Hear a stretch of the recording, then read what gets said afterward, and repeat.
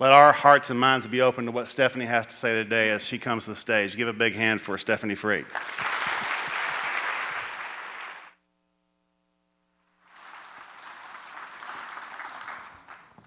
Thank you. Thank you, Tom.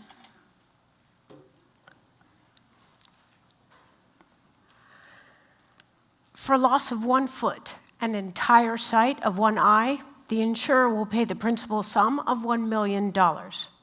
For paralysis in both upper and lower limbs, i.e. quadriplegia, the insurer will pay $2 million. The insurer will pay expenses incurred by an immediate family member for transportation and lodging to identify the human remains of the insured.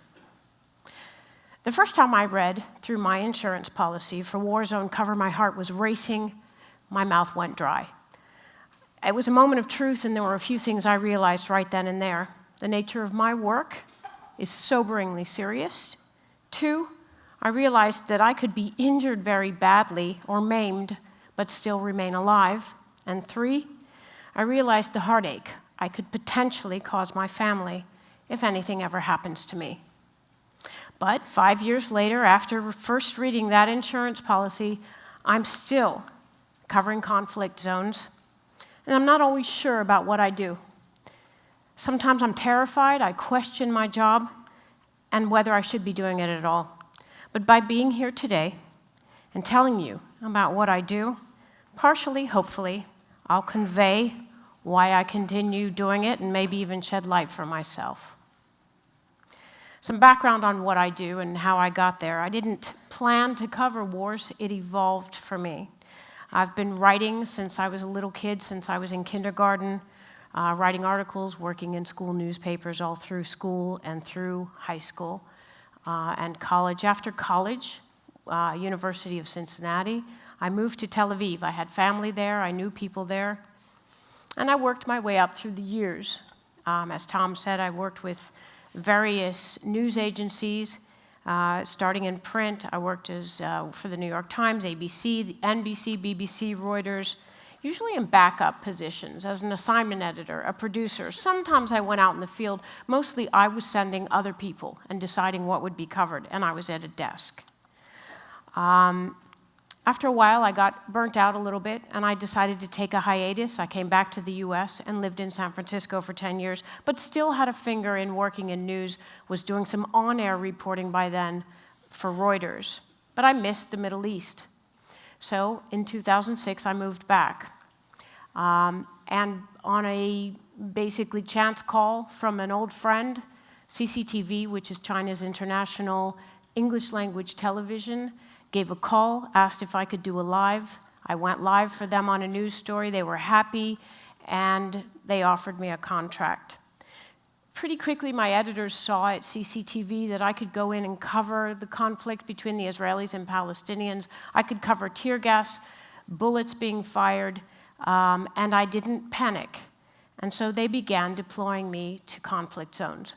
The first conflict zone that I covered was Cairo. I was there when Hosni Mubarak stepped down. I was on Tahrir Square the night that Lara Logan of CBS was accosted. The energy there was frenetic, and I cried when I heard the rumor that somebody, an American network correspondent, had been badly hurt, because I remember the energy had been not excited, as one would think with a revolution. It was a bit of insanity. Since Cairo, I've covered the war in Libya, Gaza, Crimea, Ukraine, Syria, Iraq. I've been to Kurdistan, Russia, the Democratic Republic of Congo, Mali. I've covered the Ebola outbreak, conflict in Lebanon, and the current refugee crisis that is plaguing Europe. As I travel, getting ready to go, on average I travel about 2 weeks a month. There are many, many logistical challenges because it's complicated getting into a war zone, and there are logistics obviously involved. When I get word to deploy, beyond investigating or researching where I'm going, the background, the history, and what I'm about to go into, where the armies are, where the rebels are, and what's happening on the ground, I also have to think about weather, clothing, lodging, where I'll be staying, weight. The idea for most journalists is to travel light, obviously, but depending on the zone that I'm going to, and I don't always deploy to conflict zones, I have to travel heavier, which means a flak jacket, the plates that go inside of a flak jacket, a helmet, tear gas, a gas mask with canisters against tear gas, my first aid combat medical kit that I carry on my hip when I'm in the zone, not through airports. I also have to think about where will I be staying. Will I be staying in hotels? Will I be traveling with rebels? Will I be sleeping on the ground? Will I be sleeping in my sleeping bag? Will I go out from a hotel to conflict spots on a daily basis for several hours or several days? Do I need to keep everything I have with me, or can I leave things in a room and go from there? I also have to think about whether I'm sneaking into a country, as was the case in Libya and Syria. If I'm sneaking through a border, I have to have everything on me. Sleeping bag, my protective gear. Sometimes I'll arrange to get the protective gear like the flax and helmet inside. But if we're sneaking through a border, obviously, especially on foot, we're traveling light. Also the issue of logistics, getting ready to go, visas. It can take days to weeks and involve travel to neighboring countries. I'm based in Tel Aviv, to get a visa to get into the place that I'm going to. And ironically, the more corrupt a country is, the harder and more expensive it is to get a visa to go there. Go figure. When getting visas, if I have to travel to a neighboring country, it's because I'm based in Tel Aviv, as I said, and many of the countries around have enemy status with Israel. So I can't go to an Iraqi consulate in Israel. There is none.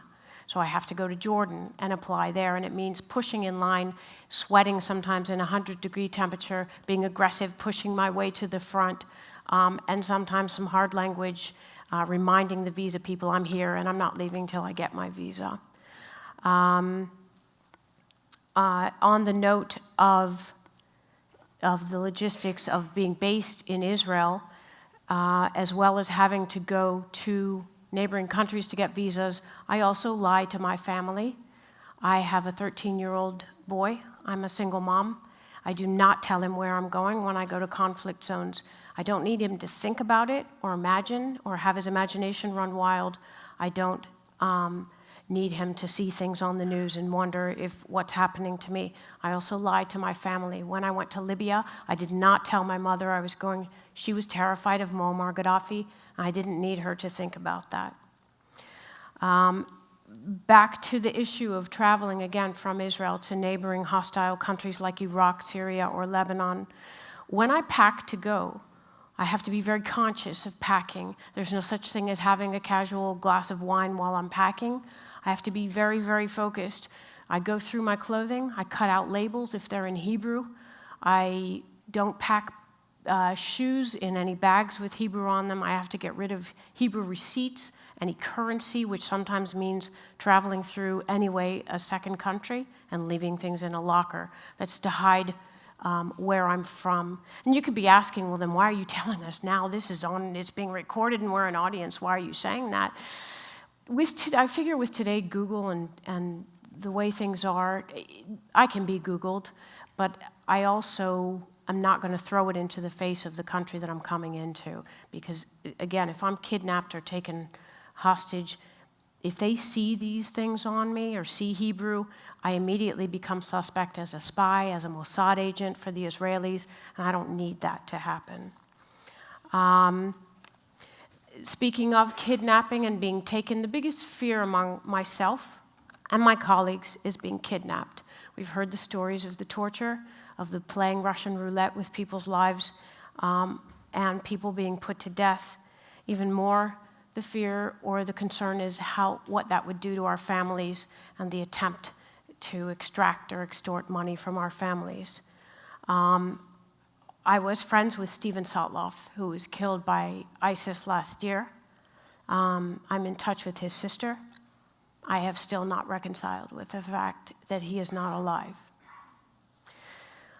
In our industry, in the logistics of travel, one of the jokes is we run into the places that other people are running out of. Getting into a war zone can be, again, like I said, a logistical headache, sneaking across borders, and taking a chance of going across borders that have been taken over by rebels. I don't have any passport stamps for Libya or Syria. I have a wave of the hand and a woohoo from the rebels who were waving us through as we jumped on a rebel truck, and that's it. There's no passport stamp there. Getting into countries because, let's say in the case of Libya, where there are NATO air campaigns, bombings going on, the airspace is shut, there's no flying in. So getting in logistically can take hours and hours of driving. In that case, 16 hours across the desert, the Egyptian desert and the Libyan desert to get to the eastern side of the country. Traveling through Africa, at one point, the cameraman I work with and myself traveled for 24 hours straight through 3 different countries to catch a flight out. In some cases, getting out of the country can be a hassle, as in the case of eastern Ukraine. We were supposed to fly out of the airport, but it was bombed out, so there was no getting out of there. We did cover that as there was fighting for control of the airport, but we weren't able to get out through that airport. It was bombed out. Travel can include traveling on planes, UN transporters, buses, cars, helicopters, boats, fishermen's boats, and on foot. And it's not always a bad deal. We got to travel on board Israel's prime minister's, the Israeli prime minister's plane to his official visit to the Kremlin with Vladimir Putin. And we were able to go on an aircraft carrier, a C-17, to get on board the USS Roosevelt this spring to do some work there. And I can tell you that the stories about the arrested landing and the catapult takeoff are as thrilling as anyone says they are. Here's some video of a story that we shot on board the USS Roosevelt.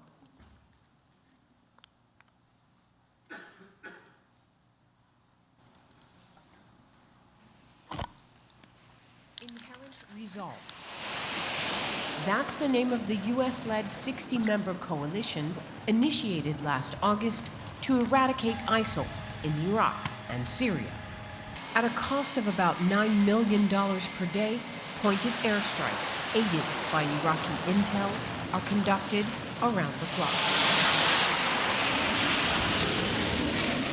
F-18 jets, like the one you just saw take off behind me, those are the ones being used to strike ISIS in Iraq and Syria from this vessel. The commanders on board this vessel say there are about 20 sorties taking off from here on a daily basis. But the coalition has yet to take back Iraq's second biggest city, Mosul, seized by ISIL last year. And in May, ISIL gained more ground, taking 2 key cities in Syria and Iraq. U.S. President Barack Obama has repeatedly asserted there will be no U.S. troops on the ground in the war against ISIL. But lead Navy and military commanders admit air power may not suffice. Airstrikes can only do so much, and we're very, very effective, and we're there to support. But I think in the end, it's going to be a ground fight. And the Iraqis are on the ground, and we're there to support them. But a lot of times they haven't moved forward, or they haven't had the ability to move forward. They've tried and been unsuccessful. The U.S. administration's decision this week to send 450 more military advisors to Iraq is seen as a way of shoring up Iraq's military without entering too deeply into the conflict. There is a patience to, seeing the larger picture over time. So I think there's some of that has, these tactical gains that are appearing to be made by ISIS or ISIL may not really turn out to be actual gains. While the U.S. plan means more American military personnel in Iraq, it doesn't call for placing advisors near front lines. Stephanie Freid, CCTV, on board the USS Roosevelt in the Persian Gulf. And I will say that it was working in the Middle East. It was so great to be on board a U.S. vessel with the chain of command and everything in order, and in the commissary there were Fruit Loops, and that was just great. When I get on the ground, when I get on ground with the camera person that I work with, it's our job to find a story, get interviews, join rebels or troops, work with the locals, hire translators, arrange places to stay, hire drivers, and find food. Lodging can be anything from, let's say on the border with Lebanon, we stayed in people's houses, in a family's house. There was no electricity, no running water, very little food. No, they had food, sorry. And they had a hole in the ground for a toilet. I slept in the women's room. It was a 2-room house with the women. They were Muslim, on the mattresses on the ground with sleeping bags. And the camera person I was working with stayed in the men's room on mattresses. We didn't know each other, but it was in their interest. They wanted us to be there to cover what was happening on the border with Syria. In Mali, I arrived to go with the French troops up north. My suitcase didn't, nor my flak jacket or helmet. I knew I could borrow from the French military, but clothing is another issue. In Mali, it's very warm. Things dry very quickly, I discovered, as I hand-washed my clothing for 12 days straight, every day, wearing the same outfit. In Syria, with no infrastructure whatsoever, I slept with all my clothing on, with no electricity, in the winter, no running water, very little food. It was very cold, and we slept in people's houses. This is not something I'm proud of, but in Libya and Syria, people do flee war zones, obviously. We're seeing that on the news frequently these days. When they flee their houses, if we're running with the rebels take over those houses. I personally don't touch anything, but it's very haunting to see the remnants of people who have fled, their personal belongings there in the house, shoes, maybe the dishes still in the sink. I'm assuming most things have already been looted by the time we stay in their houses. I don't touch that. I keep to myself, put my sleeping bag on the bed, and that's that. But that is one of our accommodation, that's one of our options. In Libya, because the infrastructure had been bombed out, staying in a 5-star hotel, it was 100 degrees, there was no air conditioning, no running water, no electricity again. The journalists were bathing in the swimming pool of the hotel. By the time I got there, it was green. I wasn't willing to do that. So I was using the very expensive bottled water that I had carried in from Tunisia to bathe with on a daily basis. In Iraq, Baghdad, behind walls, everything is one big barricade, and it was to get to the hotel was to go through behind 3 different walls with guards and razor wire, and to stay there. No such thing as going out for a pack of cigarettes at night. Once inside the compound, it's stay inside the compound. In terms of money, in a war zone, there is a breakdown, as there is in the infrastructure. The banking system breaks down as well. There are no ATMs that work. There's no such thing as pulling money out. So teams of journalists have to go in with cash. There are no visas that work. Hotels will only take cash. And funny enough, all the prices go up because everything is in great demand. The drivers, the fixers, translators, hotels, as I said, it's all in cash. So I can say that going across borders, it's a very frightening prospect, wondering if the checkpoint rebels in the middle of nowhere, there are no witnesses, while I'm carrying sometimes tens of thousands of dollars on my person, whether we'll be robbed or not, and there's really nothing that can be done about that. I joke with colleagues, I'll put it in my underwear because if they get there, then I've got worse problems than the money. In terms of food, yes, there is not food. Empty supermarket shelves, and I mean empty in Ukraine. Lack of food means the prices soar for the very basics, again, like water. And the people there don't have anything to eat. We visited farmers in eastern Ukraine who were terrified because of the stop in commerce of what they were going to do for the winter. So the little food that we had bought before we went driving out through the countryside, we left in secret on their kitchen table when they weren't looking, the sausage and the pasta, because we knew clearly they needed it much more obviously than we did. Often, however, I do get to stay in nice hotels. Hotels with room service, hotels with a spa, hotels with a gym. In exchange for those rooms, I work all hours of the night, as do all of my colleagues. If there's a rebel uprising or a takeover or a hostage taking at 2 a.m., which seems to be the popular time, nighttime just seems to be a very popular time because under the cover of darkness, and it's quite obvious, we're up. And if it means it's minus 20 outside or we've been up all day, it doesn't matter. That's what we're there to do. I read a quote in Vanity Fair once from Bono of U2, and he said, "I send my kids to the best private schools in the world." He said, in exchange for that, my deal with my audience is, I don't do drugs, I don't get drunk, I do the best possible job that I can do. My deal with, not my viewing audience per se, it's with the people who don't have enough to eat and the people whose stories that I'm out there to get, is that if I get to stay in a hotel with heat, or I get to go back to a hotel after a few days, then I have to do the best possible that I can do, even if no matter what hour of the day or night it means I've got to get up and run. Some of the harsh realities, of course, that I've faced, yes, I've seen many dead victims in the streets of Syria. I've seen people lying in pools of their own blood. In Mali, a hacking post where people's arms were tied behind their backs and their limbs were cut off without any sort of anesthesia. That was when al-Qaeda affiliates were trying to institute Sharia law. I met an amputee whose arm was cut off for stealing bread. In Gaddafi's hometown, once he was killed, rebels came in and took over.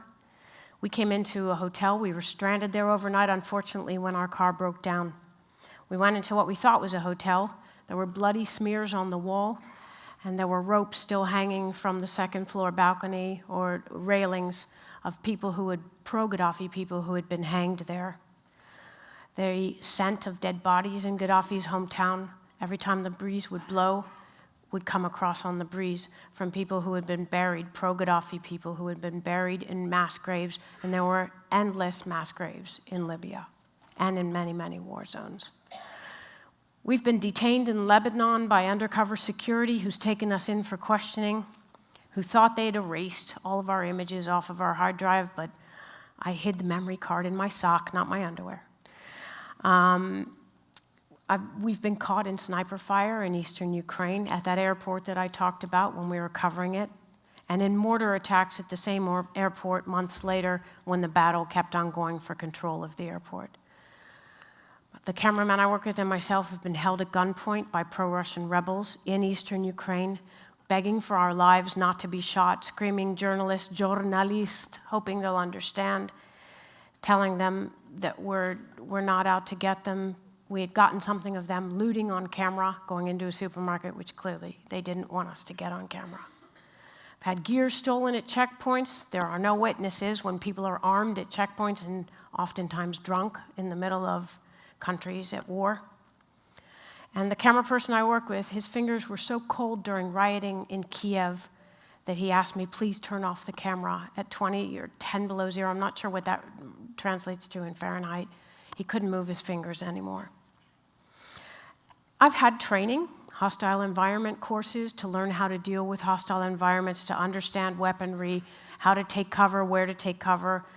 I've been through several courses, and I'm certified several times over in combat first aid. But I'm not foolproof, nor is anyone. And in May, while covering race protests in Tel Aviv, I was hit in the head by a stun grenade fired by Israeli riot police that exploded on my head and taken to hospital.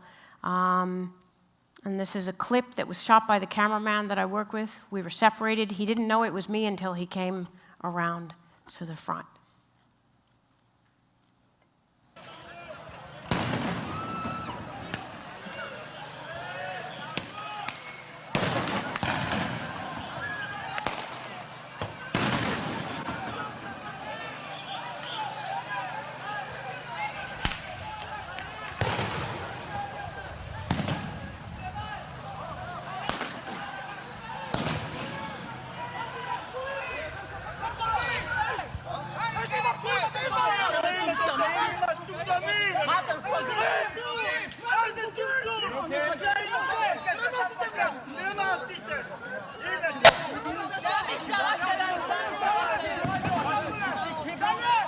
Yeah? Okay. Okay, that's good.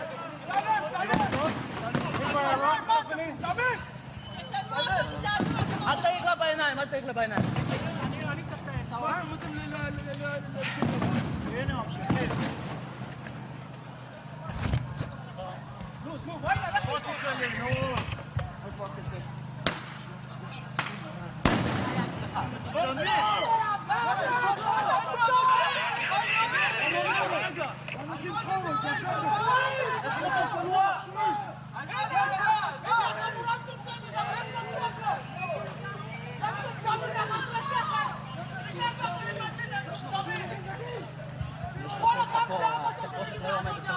אנחנו עוד לא סגרנו אותו. מדממת מהאוזן גם. I've been checked, and as far as I know, I don't have any damage to the brain. As far as I know, I do have tinnitus as a result of that. My hearing's okay. The overall effects of what we do, I have PTSD.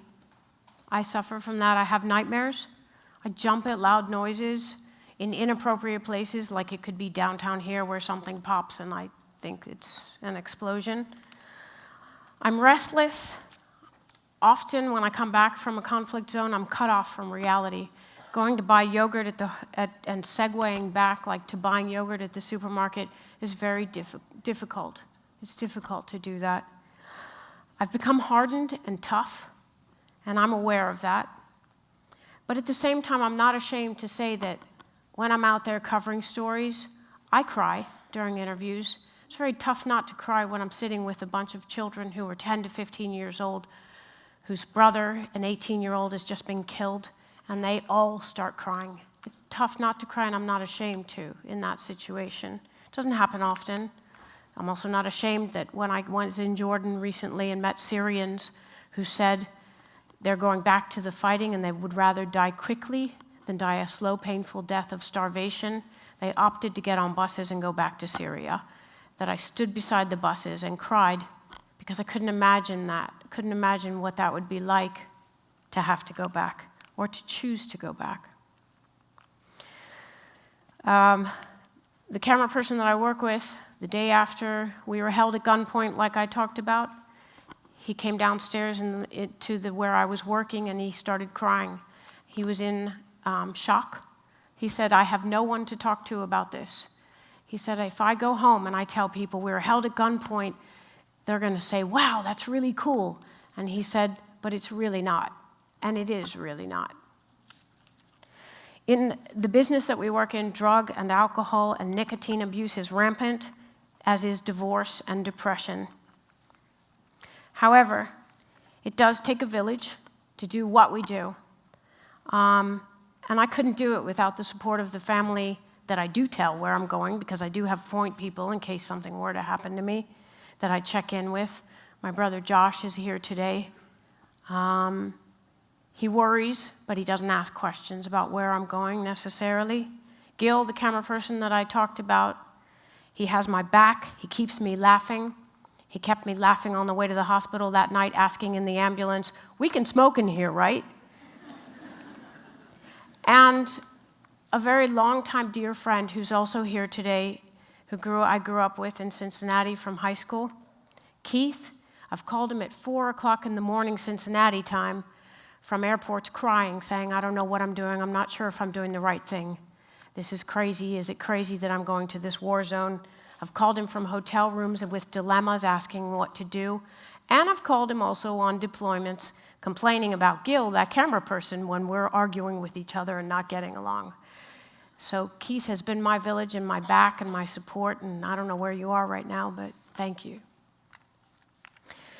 Talking about today's trends right now, I would say there's a trend toward religious growth, a return to religion throughout the world. I'm seeing it in all the places I travel. Neither here nor there. I'm not judging it. I'm just saying I'm seeing, this is what I'm seeing. There's also a trend toward extremism, as we see with ISIS. I said ISIL in those stories because that's what the CCTV, they call it ISIL. But I say ISIS or IS. The refugee crisis that we're seeing unfold now, one UN official this week said Europe didn't know that this was this bad. And I've been covering this crisis for months and months. And I ask, how could Europe not have known? How could the world not have known? I've been covering refugees on every border of Syria and in Europe for years. ISIS is spreading through Africa, and ISIS is spreading throughout the Middle East. However, one thing that I would pose there, ISIS doesn't have a military. It takes over military equipment when it gets into places and takes control of military gear, but they don't have an air force like what we just saw on the USS Roosevelt. They don't have tanks, except for the ones they take and steal. That's something to think about. The latest development with Russia deploying to Syria to help President Assad, it's a new and interesting development. It's not going to end there. I think the issue of the U.S. versus Russia and who's going to bomb where, it's something to watch, and it certainly plays into the interests of Vladimir Putin's aspirations in the region. As far as I'm concerned, this is all personal opinion. On the final notes, there are good and very funny moments during what I do. There is a layer of formality that gets removed when we're out there working together with the colleagues. One example, midnight at a hotel in eastern Libya. Rebels were fighting with each other. They came into the hotel and started shooting up the hotel. And we jumped behind the couches, and one of my colleagues said, "So does this mean we're not going to get the espresso? Because what else are you going to do?" I'd never heard of Brad Paisley or the song Whiskey Lullaby ever until I was sitting in a hotel room with a cameraman from Afghanistan, a Jordanian writer from the Wall Street Journal, and a Libyan translator who said, "You don't know Whiskey Lullaby?" And they put it on the speakers on our computer, and they knew every single word. Now I know who Brad Paisley is. Funnily enough, country music abounds in the Middle East. Willie Nelson, I've heard it over and over again on people's, outdated, mind you. And on the way back from a really hairy day on front lines with mortars coming in, and it was hot, and we were exhausted sitting in the car. The driver put on Marvin Gaye's Sexual Healing, and we all sat there. And we just kind of looked at each other, and then I burst out laughing, and everyone else just, there was no, Sometimes we dance in the hotel room at the day's end. We smuggle booze into dry countries like Libya, which is a challenge because the bottle shows up in the x-rays on the way out of the airport. They do x-ray on the way out. And we were invited to a 4th of July party in Libya by an American who had smuggled in booze, which was a great perk. Apparently, we found out later he'd been smuggling in weapons too and was kicked out of the country. I get to meet world leaders like Vladimir Putin, Barack Obama. I get to rub elbows with some of the most influential people out there and collaborate with some of the most talented journalists. And that's a huge privilege. I visited Gaddafi's nuclear bunker in his mansion and former Ukrainian President Viktor Yanukovych's mansion. I get front row seats to history in the making. I have a colleague who says, "Why can't I just be happy buying a $100 dress instead of stuffing thousands of dollars into my bra and running off to a war zone?" I agree with her, because buying dresses doesn't really make me happy. I have the biggest privilege in the world because of the moments that stay with me. And those moments are the moments that stay with me, also the people whose stories I get to tell. Those moments are the Libyan mother whose son had been killed, who gave me his treasure box filled with things that were his personal items because she felt that I had immortalized him in telling his story. Singing opera in Syria in what had been a bakery, what was a clinic with people coming in injured. Singing opera with rebels who hated me at first. By the end, we were singing arias together and messing around. At the end, one came and he held my hand and he said, "Please don't forget us, and please come back to Aleppo to see us. I won't be back, but I'll never forget him or them." At a Ukraine checkpoint, one guard, quoting Shakespeare and asking, "What does the world think of this? What does America think of what's happening here?" And most places I go, people want to know, what do they think of this in America or in the world? I've been blessed with the ability to go into places, not freak out, to be able to tell a story and bring stories to the world. I've seen enough people who are bewildered, crying, mourning, asking, why is this happening to us? To realize that war, famine, and disease can happen anywhere to any of us. And like the image we saw recently of Syrian refugee child Aylan Kurdi on the beach, that image moved hearts, it moved minds, and people took to action because of that image. So if an image can do that, I'm hoping also perhaps a story can do that. Thank you to Chris Kimmel for having me here, for Barbara Flexter, who I was one of the organizers as well, Chris Baker, Chris Rucker, and all the team as well behind the scenes here. Thank you for having me. Thank you for having me and for listening and for being here. And I'll leave you with a final story, a video story. Adam, Masa, and Osaman, 10, 12, and 14 years old. Their mother and father died of Ebola 2 months ago in the house behind them. Immediately after, all three were diagnosed with Ebola. 2 weeks ago, they were pronounced disease-free and released from the hospital. But a clean bill of health hasn't stopped them from being stigmatized. Community outcasts, they are a frightening curiosity to the other children who don't dare come close, let alone invite them to play. Jusqu'à présent, les gens n'osent pas s'approcher. So far, nobody will come close to them. Even those who know them well won't approach. Only family members dare come close, and even then, we don't know how many are willing. Dans la famille proche, combien s'approchent de ces enfants et combien apportent leur soutien à ces enfants. Of West Africa's thousands of orphans, these children are relatively lucky to have an uncle who has taken them in. But they live in extreme poverty and can't afford to go to school. Things many take for granted are luxuries for them. I need food to eat. When it came time to sit down and talk with the children, I was at a loss for words. After all, what do you ask children who have lost everything? Their parents? The other kids won't play with them? Nothing ultimately seems appropriate. But despite everything, they are still children, with hopes and wishes and things they love. Vélo. Bicycle. That is what I like most. I love playing football, but I don't have a ball.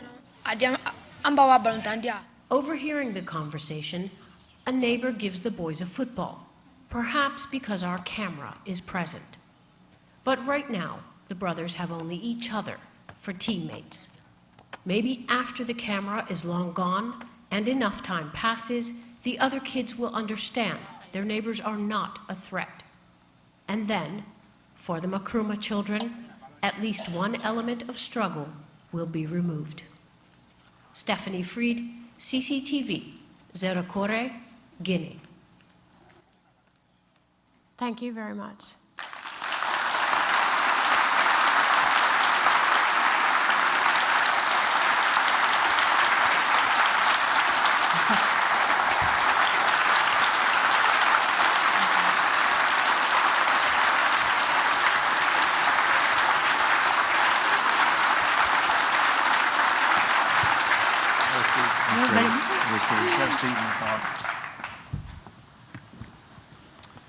Anybody has questions? I don't know what to say. I'm not usually speechless, but I kind of am. What you do is absolutely amazing. And I think one of the things that we talked about on the phone before, by the way, I've actually known Stephanie for a while. She's actually related in a way to my wife. And I knew her, she was much smaller, like in the teenager, but I haven't seen her in years and years and years. I just knew she was doing some amazing stuff, which I reached out to her. you know, the only thing we see is how we see it through the Western media. I mean, everything is filtered. You know, we're sitting in our house and, you know, something comes up on our internet or news story or whatever.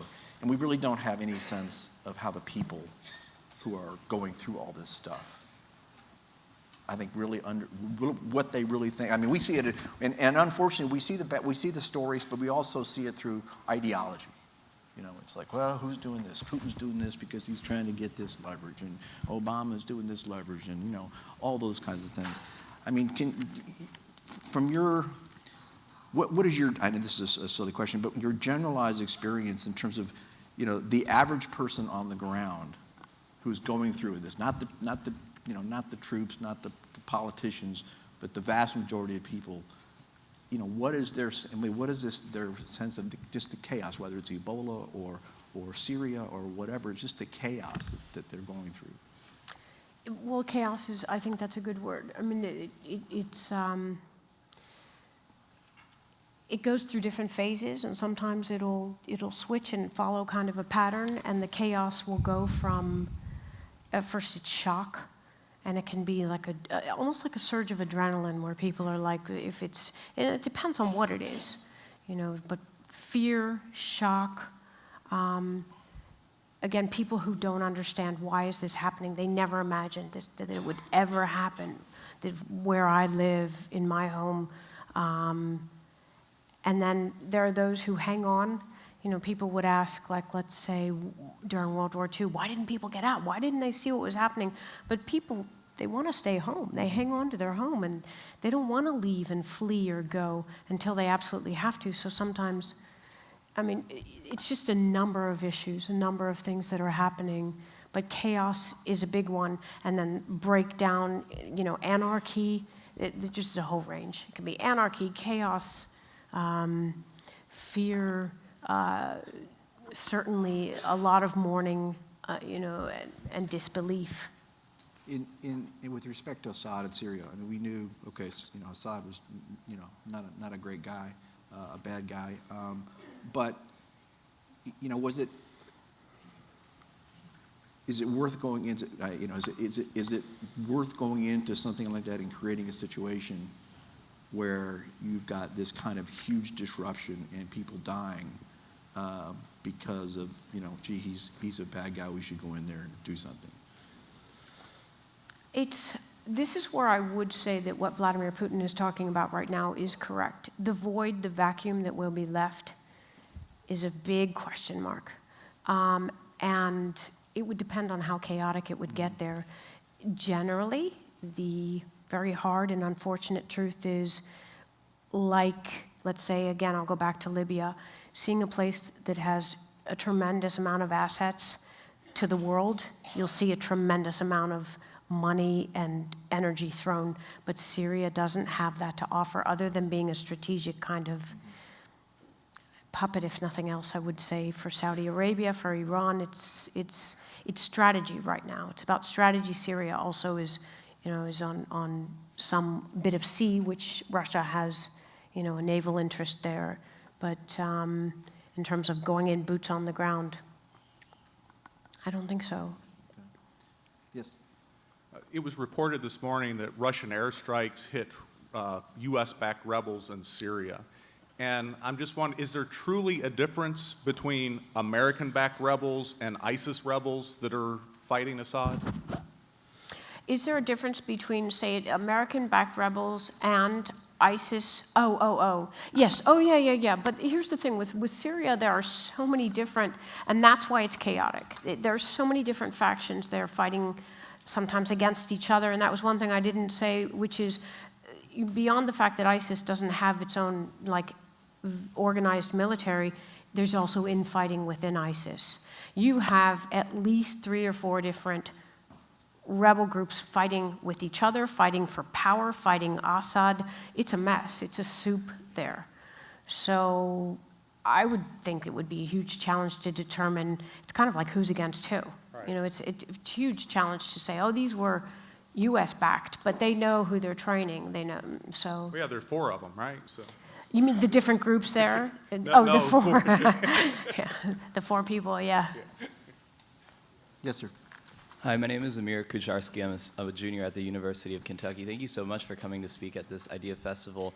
A truncated quote from our earlier session today is that we're spiritual beings in a human experience, and I just wanted to know how your line of work has influenced your view on our humanity, on our spirituality, and who we are as human beings, if at all.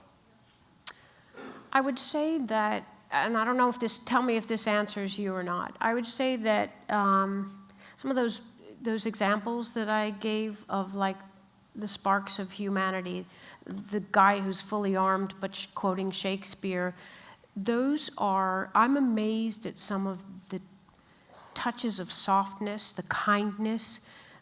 Let's say in war zones, people who are fasting during Ramadan, who won't eat all day, but they'll say, please, here, and they'll give you what they have to eat. You eat.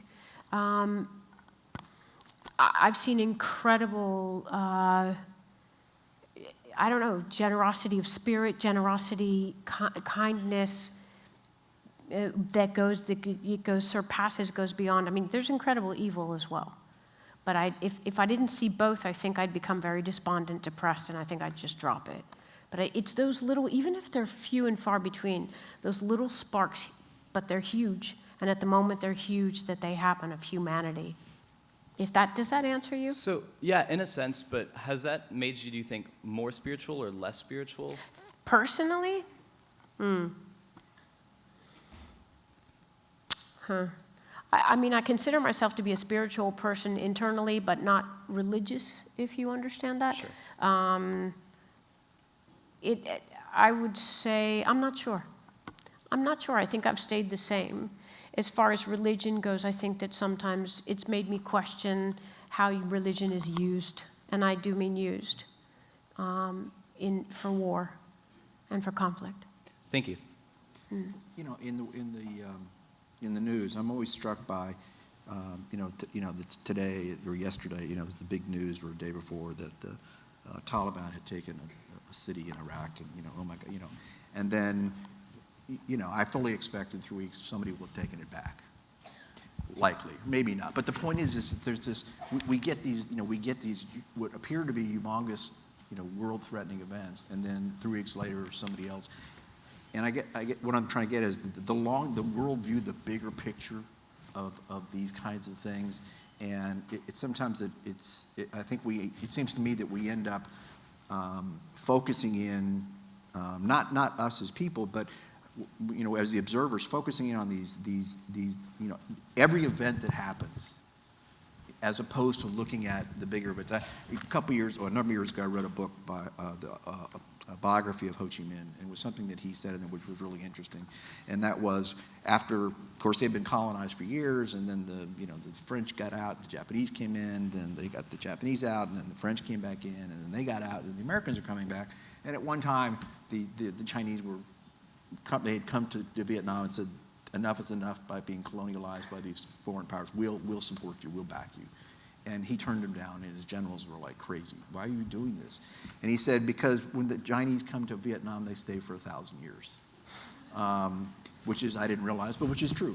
And do we get lost sometimes in some of these larger issues, and we just get, obsessed with every little thing that's happening? Well, we make bad decisions as a result of that? You're saying we as meaning the...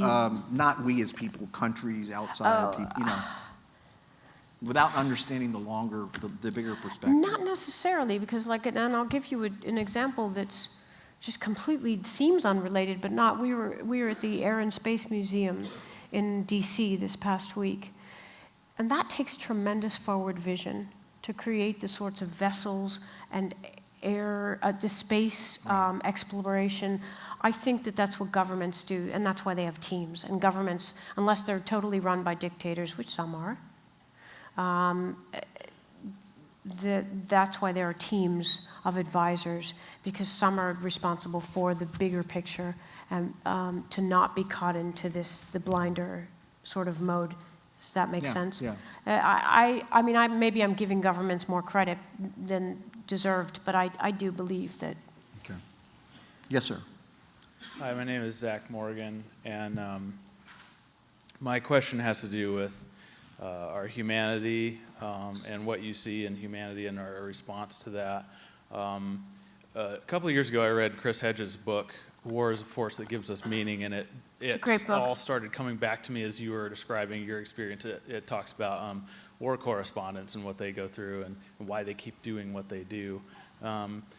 As an Army veteran, talking to my peers, we often have things that come up very often in terms of our response to our experiences and what we wish the American people would do. You talked about a lot of times you'll run into people on battlefields and they say, what do the Americans think about this? But my question for you then is, for you, and maybe you and your colleagues in your conversations, what are the top three, or even maybe just the top thing that keeps recurring to you in your response to this, where you say, I wish the American people would X?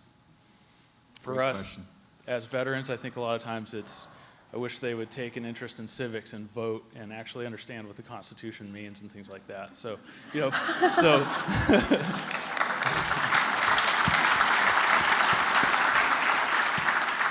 for a war correspondent, what comes out? I don't know, honestly, because I'm over in the Middle East most of the, I'm here a few weeks a year, and I'm there most of the time. I don't think that way. I just think more in terms of people understand within their capacity to understand, and everyone filters it through their own filter. And that's how they're going to see things. And again, maybe that's, why I do what I do, because maybe a message will get through somebody, a preconceived notion or a filter. I don't go necessarily that deeply into a policy that should be changed, or because looking at the larger picture, I think if you're looking at governments, it's all about interests and keeping, the one up and, keeping the one leg up. I mean, that's what governments, that's what they're all trying to do, and I'm not going to say it's a bad thing, because that's what they do. And that's what countries do. You want to remain the superpower as long as you possibly can, and the other one's looking for the in. But as far as people, like on the person-to-person level, everyone understands things differently. And so that's how I look at it. I don't know if that tells you anything. Yeah. It's a very basic kind of response to your question, which is more intricate. Yes, sir. Thank you. My name is Franklin. I am mayor of a very, very, very small city in Jefferson County. Your presentations are very objective, yet you seem so warm, sensitive, and human. And I wondered if your colleagues, photographers and reporters, react the same way. Some yes and some no. I mean, some are absolutely corrupt. There are some who I won't work with, some I won't talk to. There are some people I wouldn't want to have any association with whatsoever, because they are corrupt. They'll buy their way into stories. They will, they're right alongside, as far as I'm concerned, with the arms dealers working in war zones. Others, absolutely. And so it depends. My experience, the people I'm closest to are the people who, it's not about it's about, and that's most of the people that I know, at least. It's about the story. It's not about me. It's not about me, the photographer. It's about the story. It's about what's happening out there. And how do I best capture that? How do I best tell the story? How do I best write it? How do I best photograph it? That's my experience. And creative people who are working creatively, collaborating, those are my closest colleagues. We have time for one more question. Yes, ma'am. My name's Mary. I'm a freshman at the University of Kentucky. In American culture today, there seems to be an extreme emphasis on borders. It's, we're Americans and they're not. So there are so many controversies on immigration and how many refugees do we take in. And you're in a very unique position where you've been able to go around the world and experience the other cultures and their stories and their plights. So what's your take on America's us versus them mentality today? It's not just America. That's a widespread mentality. The us versus them is a very convenient way. It's a self-defense mechanism. It's a way of keeping things separate. It's a way of validating when you've done something that maybe you're not so comfortable with. Well, but they belong to the X tribe. You know, it's a way of placing blame. When people are afraid, it's a way of, well, the Ebola came here because of you or them. It's not only American. And that's why you're seeing what's happening in Europe. Because there's a tremendous amount of fear surrounding what do we do with these people? And it's a very valid question. What do we do with these people? There are millions of them who are stuck. They're fleeing, you know, and they're fleeing for very real and very frightening reasons. What do you do? How do you absorb that? How do you absorb a different culture? What about the money? Where does the financing? There are a lot of questions that come with that. So, but it's certainly not just an American thing. Thank you. Stephanie, thank you. Thank you. Let me say that we, not just we, but I think humanity is indebted to you and your colleagues, because without you, we don't know the truth. And you're putting your life at risk, and to help us and help everybody to the best of your ability to see the unvarnished reality of what's going on out there. And we're very, very indebted to you for that. Thank you very much. Thank you. Thank you.